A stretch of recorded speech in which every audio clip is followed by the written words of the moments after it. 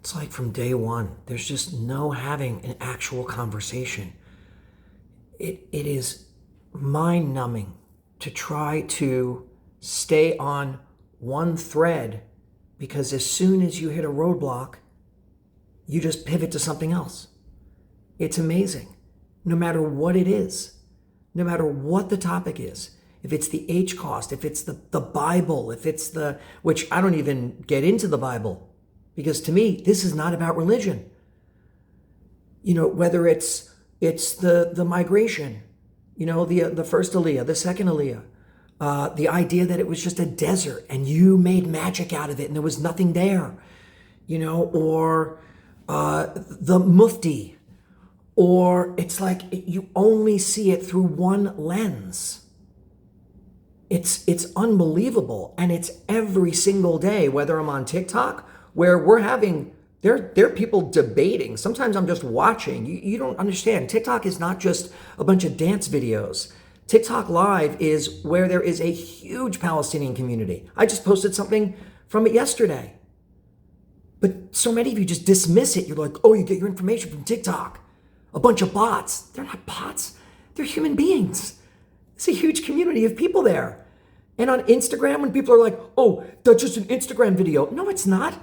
This is somebody who has expertise in their field, or they've gone through it, or it's a doctor who's been there, or a journalist, or it's a story from a reputable outlet that you just decided you don't trust because it doesn't say what you want them to say. They don't report what you want them to report because you're so used to Western news outlets, Western news conglomerates hand feeding you everything that you want to hear, which is that Palestinians are savages and they don't deserve to live and they're all jihadists and they all want to kill you.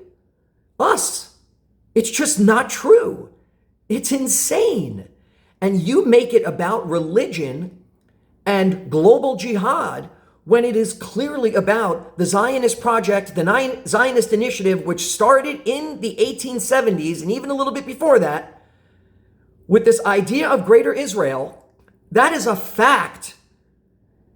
And they made a deal with the British, and then they decided after the Balfour Declaration, which said they were supposed to protect the communities that were there, they just decided, no, Zionism's more important. Jews have this longer history of victimhood, even though that wasn't even necessarily true up to that point. I know you're thinking, what? But at least for the previous 300 years, they were living in relative peace. Yes, you will bring up the fact that they were dhimmis under the Ottomans. So were other groups.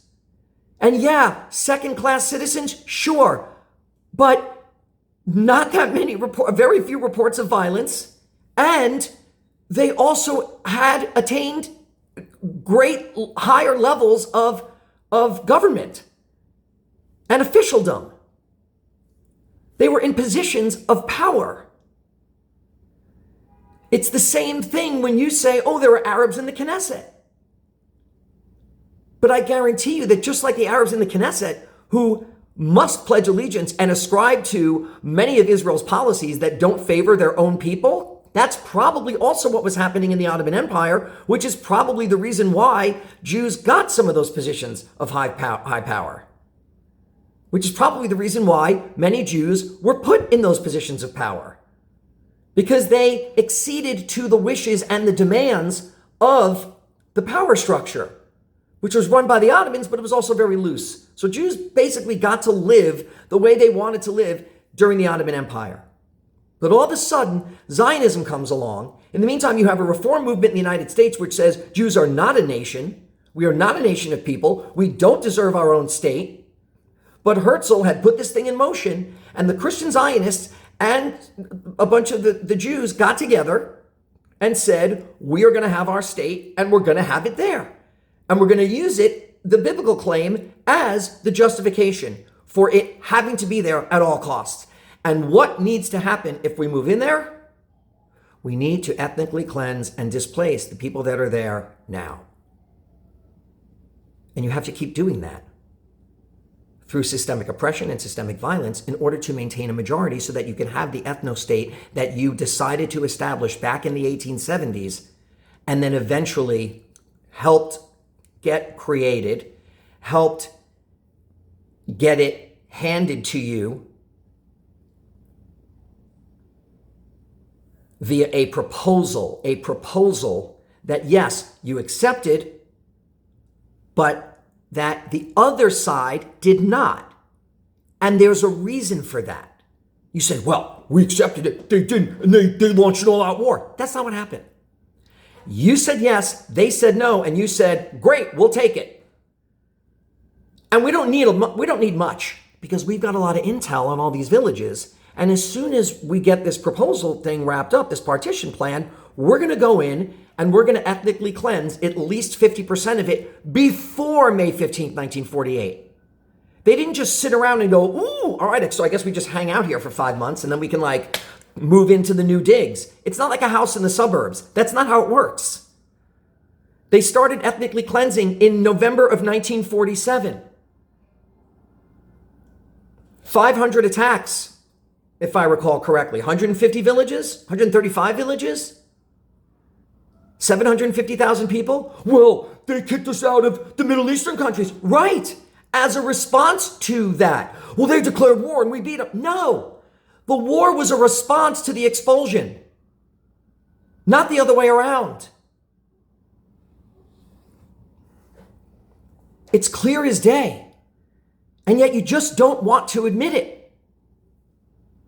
And at this point, when you're uncomfortable, you pivot to something at Oslo, instead of just staying on 1948 and acknowledging the things that you cannot come to terms with.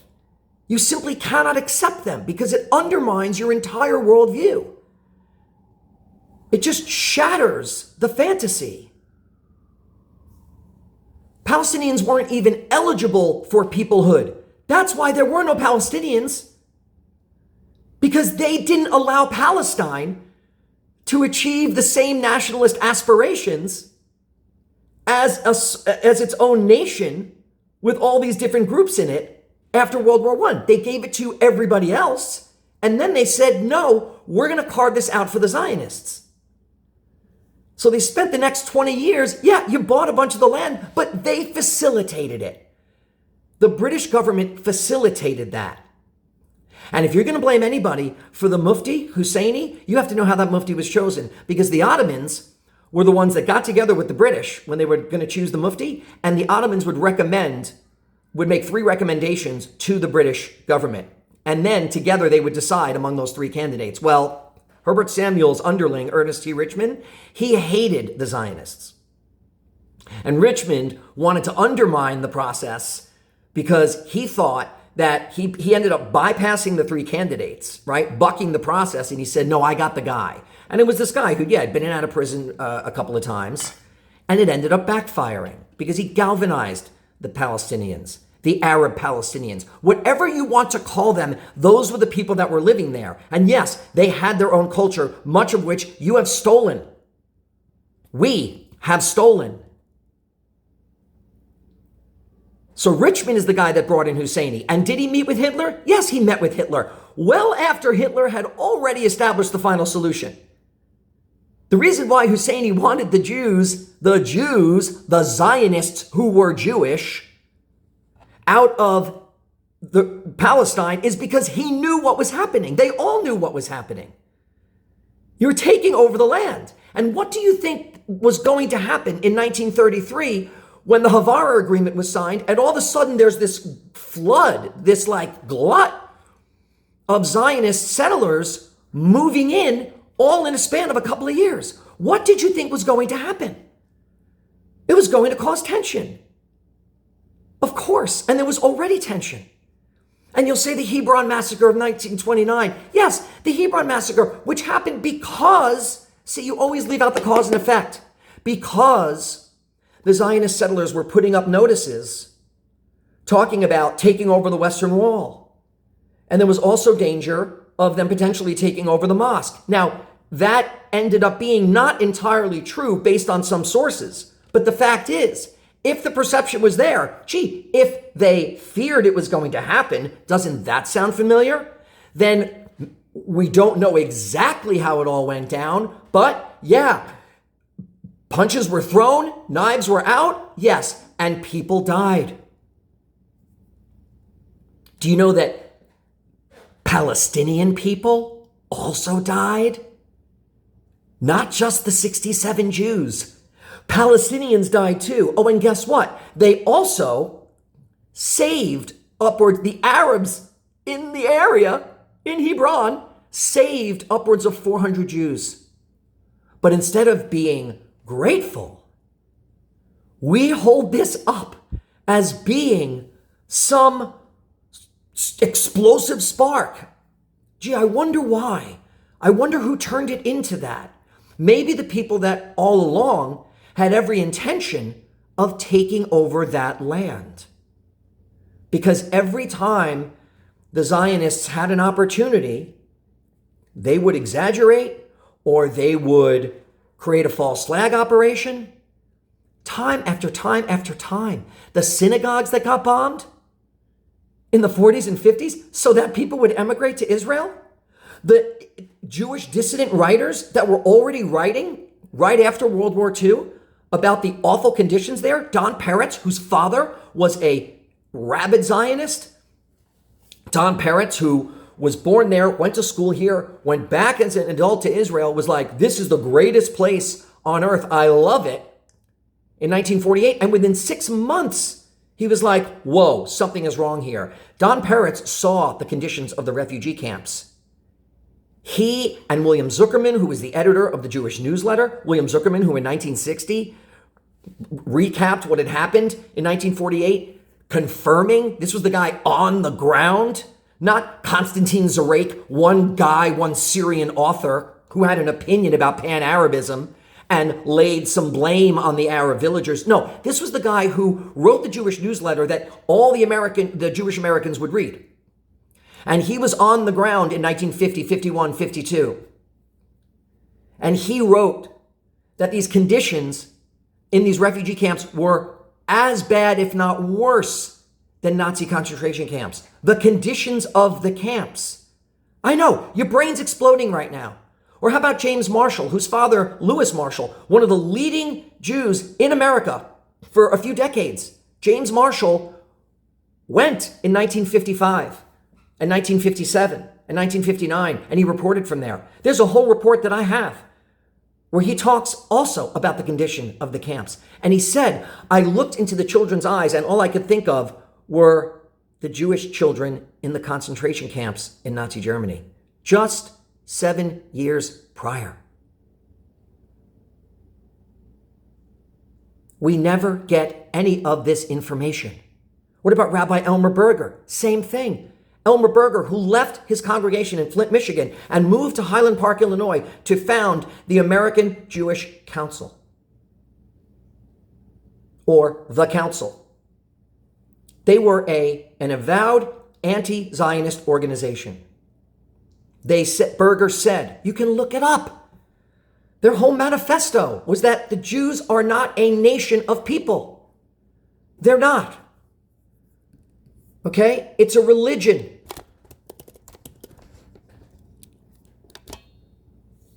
I'm doing this all off the cuff, by the way. I just called up my first document here, the Montague Memo. I can talk about this for hours. Because if you're going to do something in my name, if you're going to slaughter dozens of thousands of people, and you're going to say it's because Jews don't feel safe, then you're goddamn right.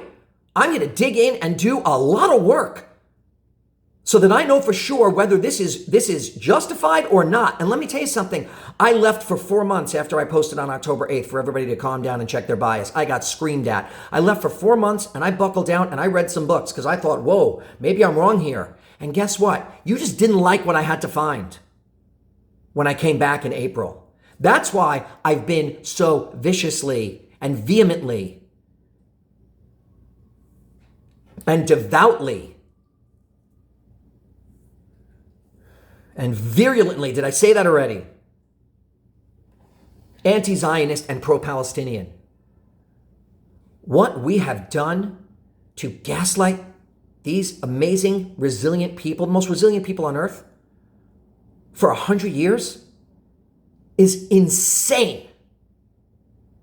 It doesn't matter what you think Arafat did wrong in this moment or that. It doesn't matter if there was some leader, of a jihadi group who said that they were going to, destroy the state of Israel. That, of course they're saying that, destroying the state. And when they talk about, and if they talk about killing Jews, they're talking about the Jews that are killing them. The Jews that are Zionists. Stop telling us to go to Gaza and see what happens. It's outrageous. So many people over so many decades speaking out. It doesn't matter who it is. Norman Finkelstein, cranky old hack. Ilan Pape, liar. I mean, it doesn't matter. Glenn Greenwald, idiot. Mehdi Hassan, he's a jihadist. It's unbelievable. You don't believe anybody.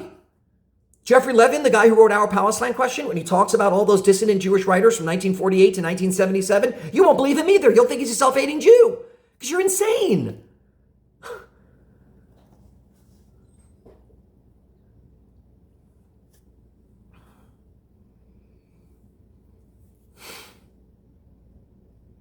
I mean, it's day after day. And these fantasy, the beheaded babies, if you ever say to a Zionist, where are the beheaded babies? I mean, they can't even bring themselves to say, you're right, Jabs. That was awful. They should not have done that. They just dodge it. They're silent and they just turn away in shame.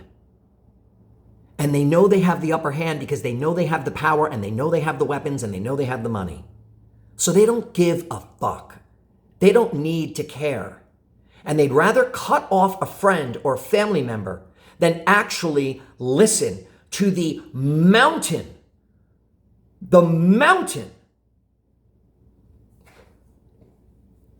of evidence that exists in spite of their best efforts to suppress it.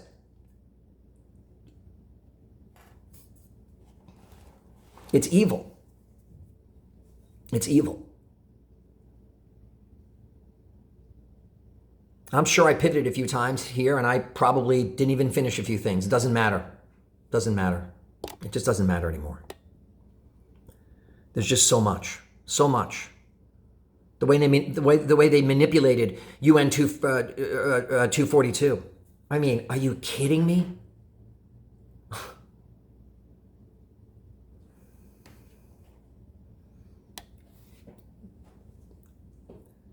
The United States using their veto power 43 times, I think, between like 1975 and 2019. Like 43 times to protect and shield Israel. Wow. Just wow. I mean, it doesn't even matter. It doesn't even matter when I pull people like Richard Foer off the shelf. It doesn't matter because you just don't care. You just don't care. You don't care that the preface to this man's book, who was born in 1949 and who had an awakening back in 2006, that the preface to his book is this. Have you ever noticed how right most of us think we are, even when we are wrong? I never thought this phenomenon applied to me until one day in 2006, when what I had taken for the truth of Israel-Palestine was exposed as fiction, and what I had taken for fiction exposed as truth. Over many years, I had maneuvered myself into this position by rejecting evidence that didn't conform to my worldview and clinging to evidence that did. Although I didn't know it, personal prejudice was the instrument that drove my judgments. I had believed only what I wanted to believe. My rigidity did not make me an outlier. On issues they identify with, many people think as I did. In 2005 and 2006, researchers at the University of Michigan found that few of us change our minds when presented with evidence that refutes strongly held beliefs. Instead, we become more rigid in our misconceptions. Stanford University researchers arrived at similar conclusions. Beliefs can survive the complete subtraction of the critical formative evidence on which they were initially based. In a complementary fashion, strongly entrenched beliefs can also survive the addition of non-supportive evidence.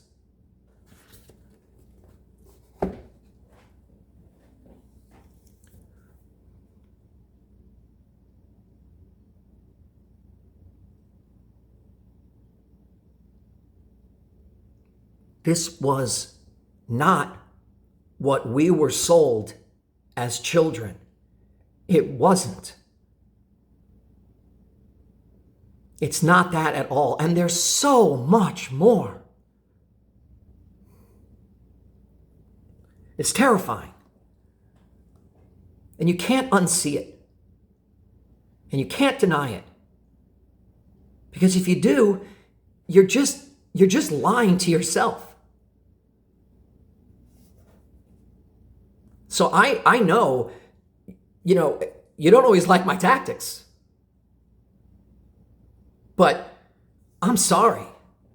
When the bombs are falling and kids are getting shot in the head and hospitals are being bombed and schools are being bombed and a record number of journalists, more than the last 8 wars combined, are being murdered intentionally. And healthcare workers are being murdered. And the ones that aren't murdered are being detained. And many of the ones being detained are being raped. I am simply not going to have a conversation with you about a soccer crowd in Amsterdam. I'm not going to have a conversation with you about a peaceful protest at UCLA, where the only people who are being violent are clearly the pro-Zionist counter-protesters, many of whom are proven to have been hired to be there, to raise hell, and to incite violence. I am not going to have a conversation with you about a woman who walks into a movie theater with a keffiyeh. I'm not going to have a conversation with you about protesters showing up to protest a clear and blatant and brazen violation of domestic and international law at a synagogue which is selling land on the West Bank to local American buyers. I'm not going to have a conversation with you when you're more worried about a college student who doesn't know which river and which sea, but is willing to jump on in and try to seal up that wound, that blood that is shooting out, and worry about which artery it is later.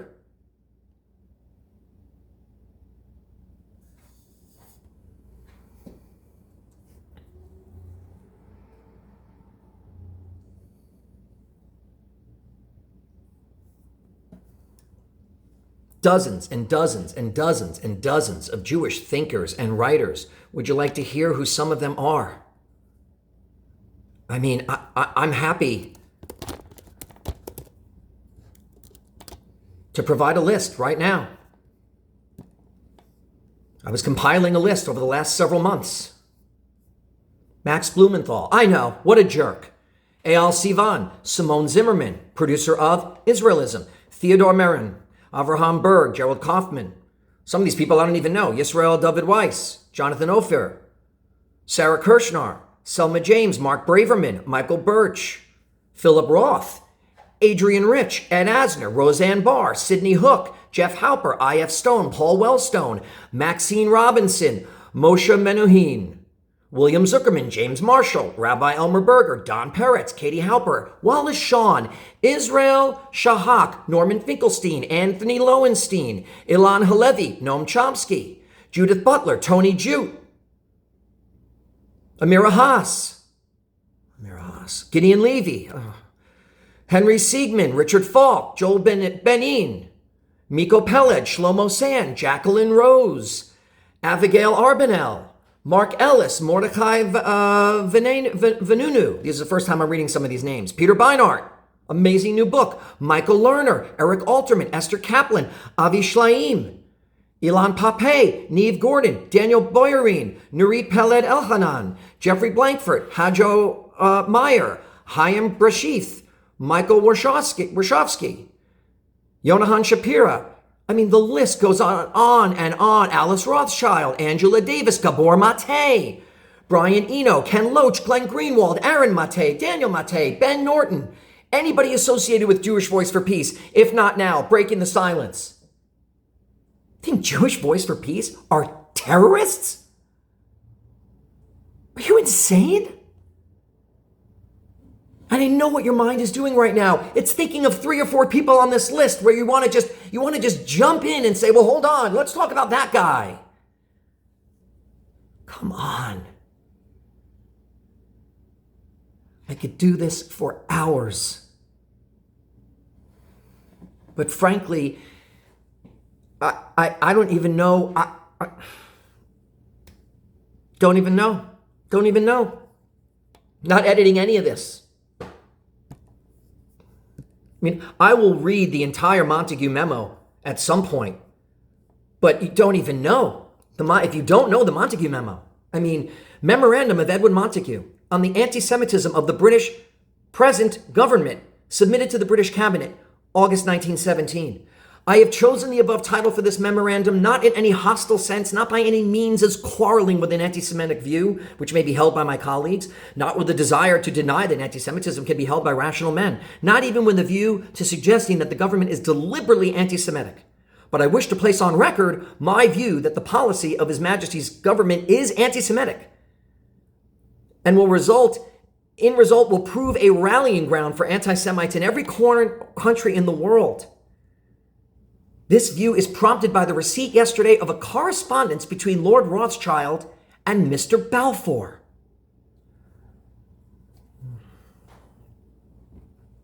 He goes on to say that as the only Jewish member, the only Jewish minister in the government, that he should have the opportunity of expressing views that he feels very strongly about. And he must ask permission to express when opportunity affords. Talks about the idea that internationalism is dead and that everybody wants to realize their nationalist aspirations, that people were fighting in World War I based on national grounds. As a reminder, 100,000 German Jews fought alongside their Christian nationals in World War I. They were Germans.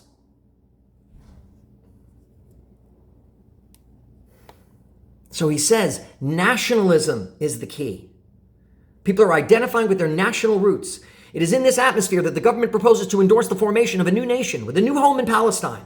This nation will presumably be formed of Jewish Russians, Jewish Englishmen, Jewish Bulgarians, and Jewish citizens of all nations, survivors or relations of those who have fought or laid down their lives for their different countries which I have mentioned, at a time when the 3 years that they have lived through have united their outlook and thought more closely than ever with the countries of which they are citizens.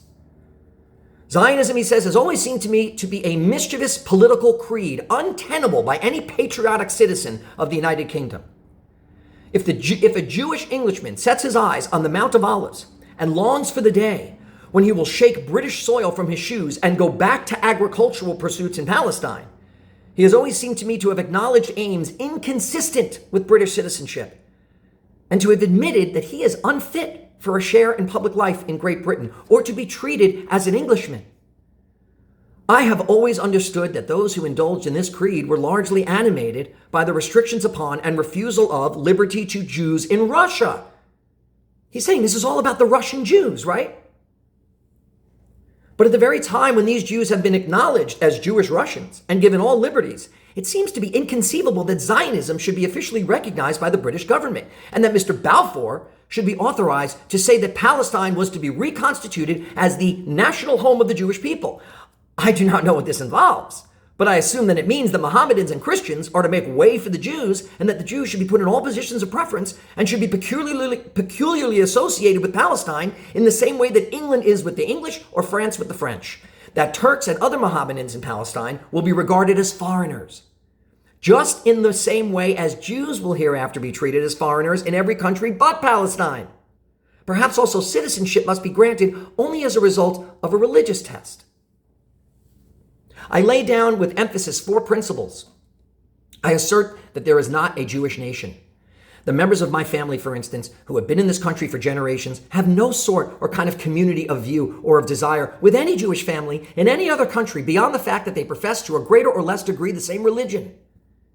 It is no more true to say that a Jewish Englishman and a Jewish Moor are of the same nation than it is to say that a Christian Englishman and a Christian Frenchman are of the same nation, of the same race perhaps, traced back through centuries of the history of a peculiarly adaptable race.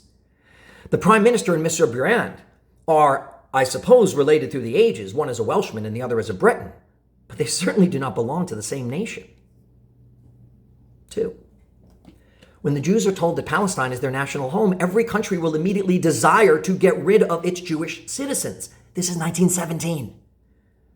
Sound familiar? And you will find a population in Palestine driving out its present inhabitants, taking all the best in the country, drawn from all corners of the globe, speaking every language on the face of the earth, and incapable of communicating with one another except by means of an interpreter. I have always understood that this was the consequence of the building of the Tower of Babel, if ever it was built, and I certainly do not dissent from the view commonly held, as I have always understood, by the Jews before Zionism was invented, that to bring the Jews back to form a nation in the country from which they were dispersed would require divine leadership.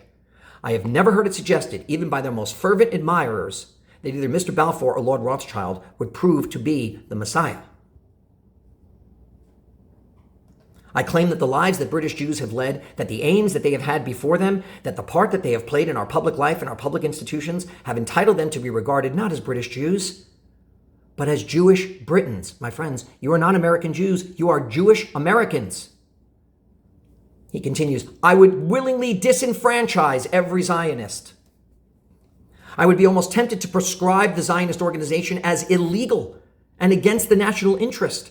But I would ask of a British government sufficient tolerance to refuse a conclusion which makes aliens and foreigners by implication, if not at once by law, of all their Jewish fellow citizens.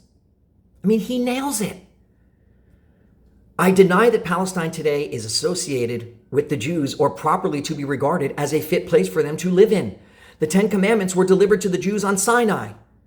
It is quite true that Palestine plays a large part in Jewish history, but so it does in modern Mohammedan history.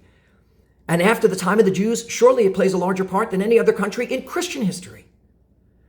The temple may have been in Palestine, but so was the Sermon on the Mount and the crucifixion. I would not deny to Jews in Palestine equal rights to colonization with those who profess other religions, but a religious test of citizenship seems to me to be the only admitted by those who take a bigoted and narrow view of one particular epoch of the history of Palestine and claim for the Jews a position to which they are not entitled. If my memory serves me right, there are 3 times as many Jews in the world as could possibly get into Palestine if you drove out all the population that remains there now. So that only 1/3 will get back at the most. And what will happen to the remainder? I can easily understand the editors of the Morning Post and of the New Witness being Zionists. And I am not in the least surprised that the non-Jews of England may welcome this policy. I have always recognized the unpopularity, much greater than some people think, of my community. We have obtained a far greater share of this country's goods and opportunities than we are numerically entitled to. We reach on the whole maturity earlier, and therefore with people of our own age, we compete unfairly. Many of us have been exclusive in our friendships and intolerant in our attitude, and I can easily understand that many a non-Jew in England wants to get rid of us.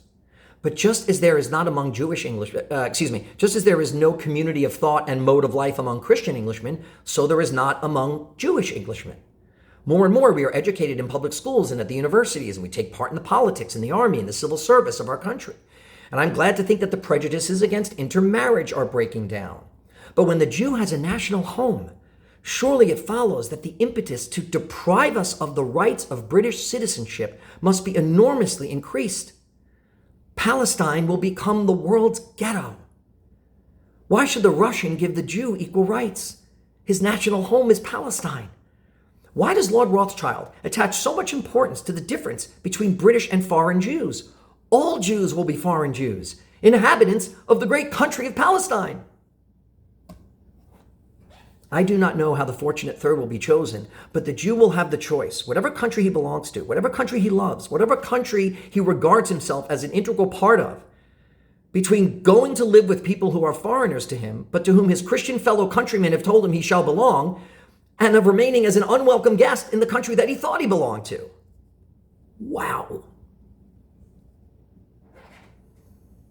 I am not surprised that the government should take this step after the formation of a Jewish regiment, and I'm waiting to learn that my brother who has been wounded in the Naval Division, or my nephew who is in the Grenadier Guards, will be forced by public opinion or by Army regulations to become an officer in a regiment which will be mainly composed of people who will not understand the only language which he speaks, English. I can well understand that when it was decided, and quite rightly, to force foreign Jews in this country to serve in the army, it was difficult to put them in British regiments because of the language difficulty. But that was because they were foreigners, not because they were Jews. And a foreign legion would seem to me to have been the right thing to establish. A Jewish legion makes the position of Jews in other regiments more difficult and forces a nationality upon people who have nothing in common. I feel that the government are asked to be the instrument for carrying out the wishes of a Zionist organization largely run, as my information goes, at any rate in the past, by men of enemy descent or birth, and by this means have dealt a severe blow to the liberties, position, and opportunities of service of their Jewish fellow countrymen. I would say to Lord Rothschild that the government will be prepared to do everything in their power to obtain for Jews in Palestine complete liberty of settlement and life on an equality with the inhabitants of that country who profess other religious beliefs. I would ask that the government should go no further. ESM, 23 August, 1917. So when you say maybe if Hamas didn't fire rockets into Israel, there wouldn't be a problem, right? We wouldn't retaliate. Once again, you've got the causal relationship mixed up, because if you roll back and you go back, right? Not to the Bible, that doesn't mean anything. It's meaningless. You'll get to claim something after thousands of years and dispersal and intermarriage and interbreeding and all that and conversions and all. No, sorry. Nope. The fact is that when the Zionist project was set in motion, from those first 30 years, remember, there were 68 years from 1880 to 1948. 68 years. It's almost as long as Israel's been around.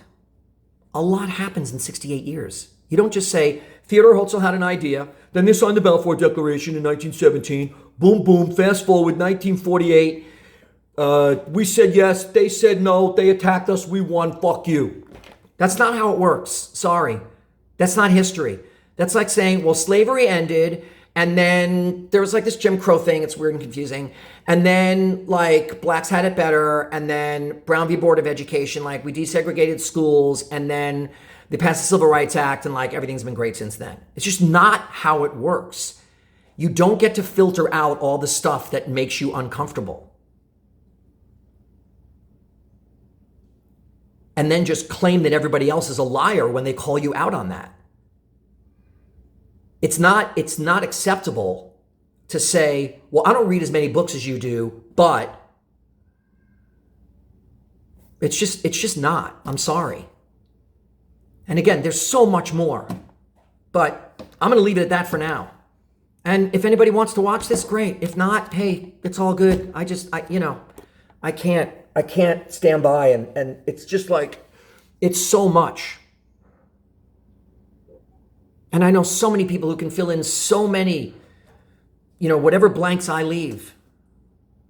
But there is so much more to this history than any of us really would ever want to admit.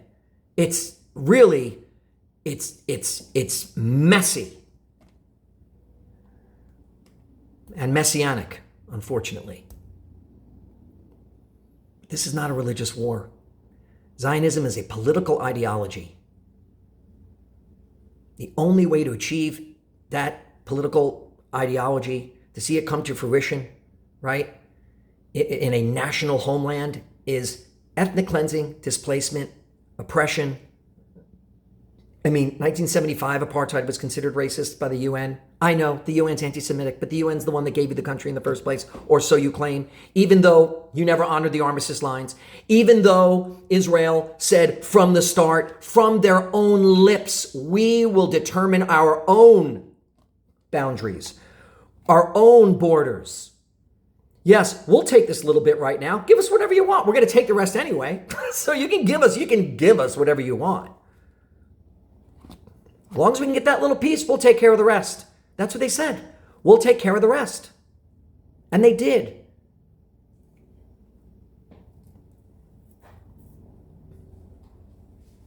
That's the cause of all of this. Terrorism did not start with Hamas. There were 40 years before Hamas. The first terrorists were the Haganah and the Irgun, Menachem Begin, and the Hotel David, and then the USS Liberty in 1967. And Kennedy's relationship with Ben Gurion. Can't prove anything there. Just saying that there's more to it than meets the eye. I'll tell you what I do know, though.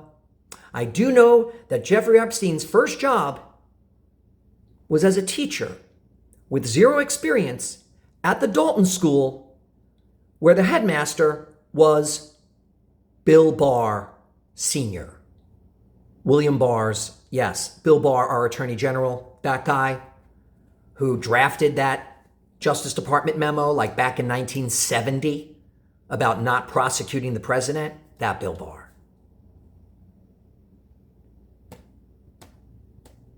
Ghislaine Maxwell, whose father Robert. I mean, these are not conspiracies. We know the guy was Mossad. We know Epstein was wrapped up in all this. We know he was. Not necessarily with the IDF, but certainly Israeli intelligence. I mean, we know it. I'm not demonizing Jews by saying this. It's not demonizing Jewish people. There are so many Jewish people who are speaking out against this. You just can't accept that. And then you take it out on us. It's all I can do to like not explode or implode. And it's one thing after another. And so while I'm on this like wild ride of unpacking all this and finding all this out and actually listening to Palestinians when they talk, listening to their hearts and their history and the way that they talk about this is so much more reasonable and commonsensical than almost every Jewish person that I talk to about it. Because you can feel it when I talk to my own people. I can hear it. I can feel it. You're uncomfortable because you know that you're wrong. And you just can't deal with that. I was wrong. We were wrong. Think you were going to walk into Hebrew school at age 9 and they were going to say, all right, we're going to talk about Lebanon today. We're going to talk about Shatila and Sabra? Of course not. You think when we talk about the 67 war, we're going to admit exactly what, you know how many people still think that was a defensive war? I mean, Mehdi Hassan did a piece for, who was it, for The Intercept. Okay? It doesn't matter what you think of Mehdi Hassan because he quotes right at the beginning of the article. 50 years ago, between June 5th and June 10th, 1967, Israel invaded and occupied East Jerusalem, the West Bank, the Gaza Strip, and the Golan Heights. Right? So far, so good. The Six-Day War, as it would later be dubbed, saw the Jewish David inflict a humiliating defeat on the Arab Goliath, personified perhaps by Gamal Abdel Nasser's Egypt. Okay, how are we doing so far? The existence of the Israeli state hung by a thread, the country's prime minister, Levi Eshkol, claimed 2 days after the war was over. Quote, but the hopes of the Arab leaders to annihilate Israel were dashed, end quote. Genocide, went the argument, had been prevented. Another Holocaust of the Jews averted. Okay. So far, so good, right? We don't hate Mehdi Hassan? Okay. There is, however, a problem with this argument.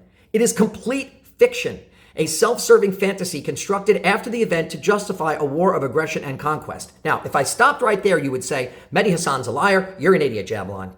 We all know that it was a defensive war. Okay. He says, don't take my word for it. Quote, the thesis according to which the danger of genocide hung over us in June 1967, and according to which Israel was fighting for her very physical survival, was nothing but a bluff which was born and bred after the war, declared General Matituahu Peled, chief of logistical command during the war and one of 12 members of Israel's general staff in March 1972. A year earlier, Mordechai Bentov, a member of the wartime government and one of 37 people to sign Israel's Declaration of Independence, that's my quotes, had made a similar admission. Quote, this whole story about the threat of extermination was totally contrived and then elaborated upon a posteriori to justify the annexation of new Arab territories, he said in April 1971. And of course, there's links to both of those. Wait, there's more. Even Israeli Prime Minister Menachem Begin, former terrorist and darling of the Israeli far right, conceded in a speech in August 1982 that in June 1967, we had a choice. The Egyptian army concentrations and the Sinai approaches did not prove that Nasser was really about to attack us. We must be honest with ourselves. We decided to attack him. So please, for the love of God, stop saying that the Arab nations attacked first. Okay? And then you deny the Nakba because of that. Stop. It's a lie. You're lying. And you know you're lying, so stop lying. And the second war that you like to cite as being, they tried to kill us, we won, let's fucking eat, is 1967. So let's put an end to this right now. It was not a defensive war. It was not a defensive war. It was not a defensive war. Do not say it's a defensive war because it's not a defensive war. And this is where you usually start to panic and run. This is where you leave the TikTok live panels. This is where you challenge me. You go off on me. You start questioning how much I was loved as a child.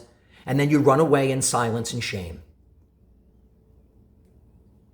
Stop saying it was a defensive war. You went in there and you annexed it. Oh, and by the way, because it wasn't self-defense, you legally had to give back that occupied land immediately, within days. But instead you said no, and we can keep it because we were defending ourselves. And you, from 48 to 66, you had martial law, and now you were able to use the self-defense tactic for the next God knows how long.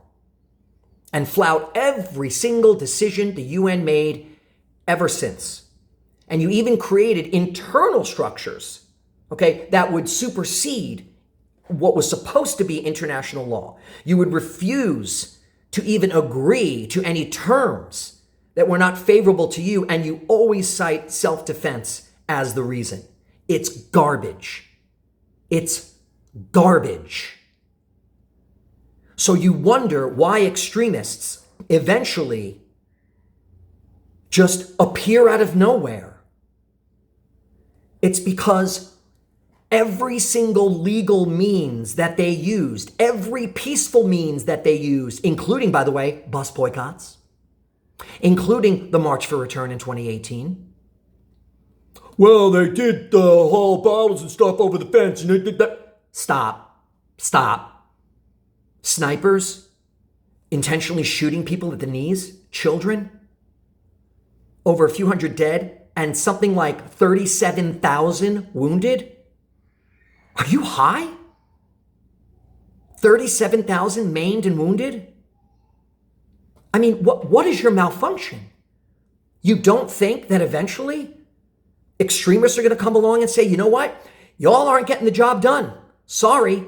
And guess what? This country was founded on violence. So how dare you, Jewish Americans,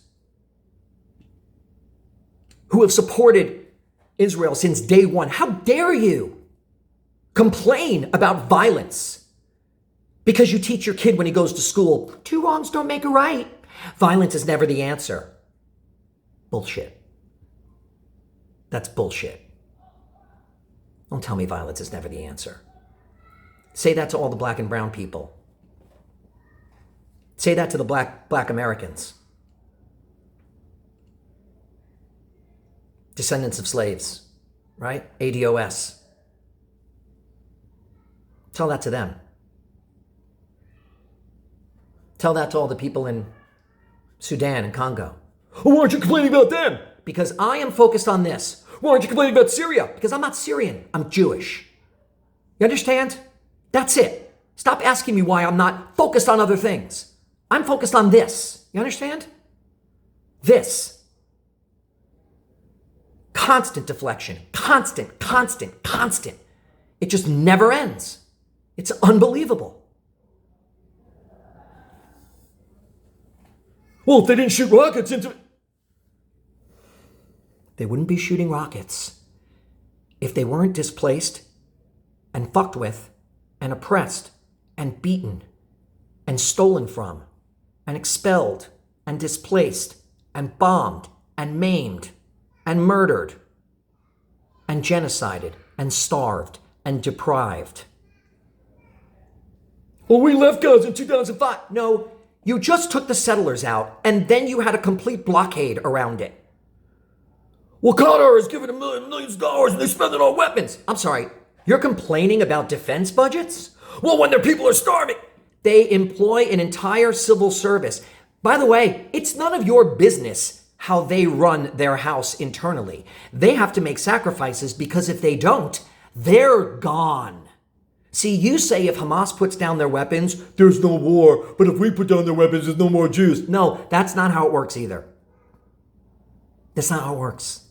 They want a single state where they can all coexist, just like Elmer Berger and Zuckerman and all of these people long before the Holocaust and after the Holocaust. They all said the same thing. One state.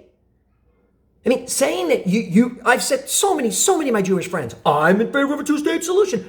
Bro, that's from 1993. That's like saying, I think we need rotary phones. I love rotary. I've always said rotary phones. We need to go back to rotary phones. It's never going to happen. Because since 1973, the settlements have grown by 700,000 people or something like that. I have to get my stats. You can't have a 1993 mindset in 2025 when Israel has continually just stolen more land, threatened, killed, and boxed in millions of Palestinians, destroyed their properties, bulldozed their properties, and just taken it over. And now the thing is cut up like freaking Swiss cheese. Let's say Jarlsberg. I like Jarlsberg a little bit better. I'm not really a Swiss guy generally. There's no possibility. There's no contiguous land. The two-state solution is long dead. Well, why did they take the deal? That was the best deal they were going to get. No, that's what you thought was a good deal. They did not get a good deal. Oh, and by the way, Arafat did agree to the Clinton parameters. Well, Arafat retired with this amount of money in his account. Who cares? Has nothing to do with it.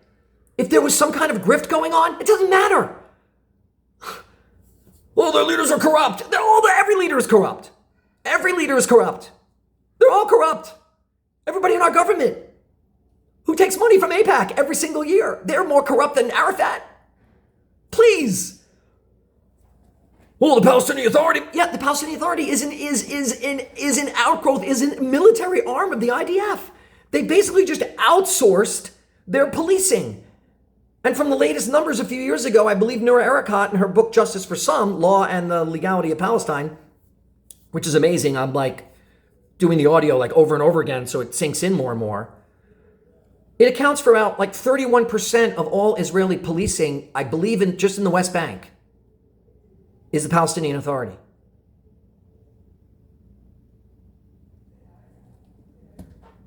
These are the collaborators. These are the capos, a word that you like to call me. I don't care. I don't care. You can call me whatever you want. Call me selfish. None of those words bother me. What bothers me, what infuriates me, is not the names you call me. I've been called a rape denier. I mean, I'll do a whole thing on that. That's just batshit crazy. The UN report. Trust me. You're focused on 3 phrases in that UN report. There's hours and hours and hours of analysis and debunking of those rape charges. It's a joke. It's an absolute joke.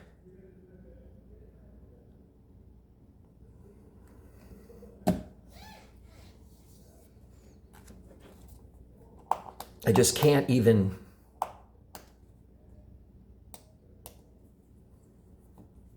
I mean, imagine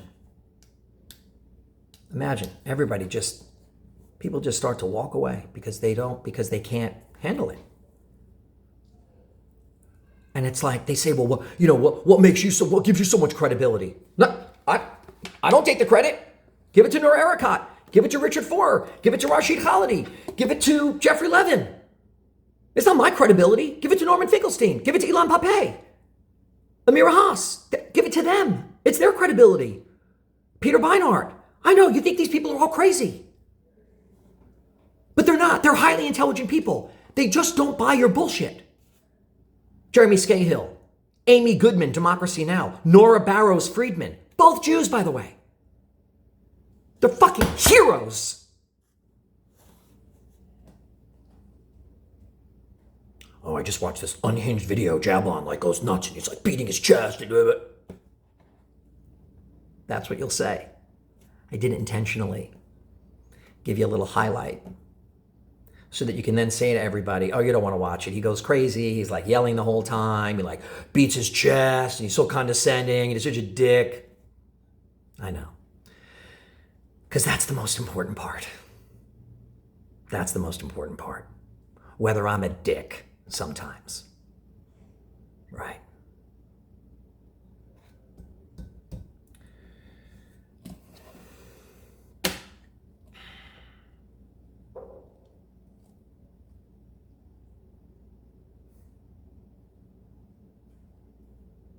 One Jewish person dies and it's everybody goes crazy. And in the interim 60, 90 days between when we hear about a hostage, there's thousands of people being brutally murdered and beaten and raped every day. And yet it's you're just waiting for the Jew to die so you have something to complain about. So you can carry out the justification for yet a few more weeks. There's that book, Dead Jews, right? The idea, first of all, I read it. I thought it was ridiculous. You know who's obsessed with dead Jews? Jews.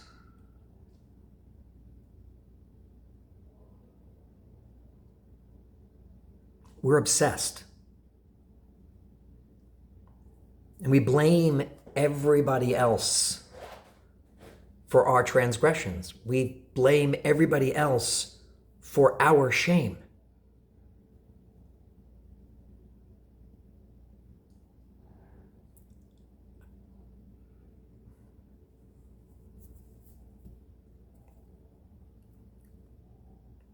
All right, I gotta go. Free Palestine.